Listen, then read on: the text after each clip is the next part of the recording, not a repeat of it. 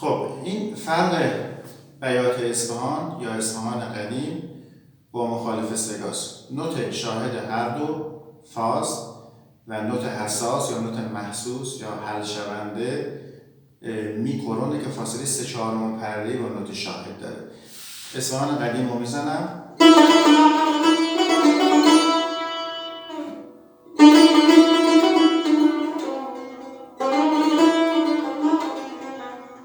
رو ره کرون وای میسه. فا می ره، یعنی فاصله 3 معکوس از نوت شاهد.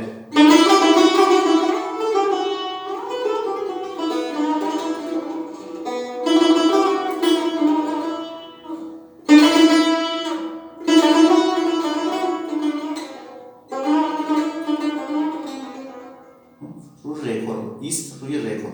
حالا مخالف سگا.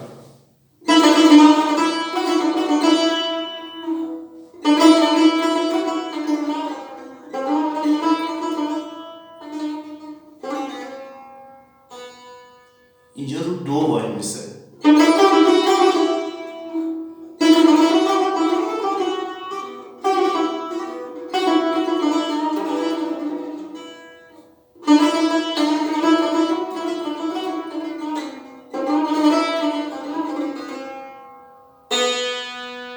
فا می ره دو، یعنی نوت ایست ما 4 معکوس نوت شاهده.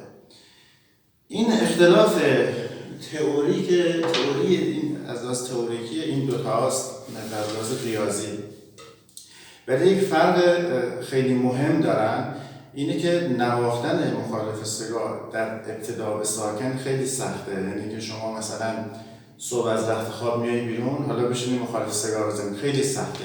شما زمانی میتونید یک مخالف سگای درجه 1 اجرا کنید که از سگا بری توش، یعنی که بشینید 5 دقیقه 10 دقیقه 1 ربع نیم ساعت اول سگا بزنید، حس سگا رو بگیرید، بعد پرده های مخالف رو بگیرید و این یک مخالف درجه 1 عذاب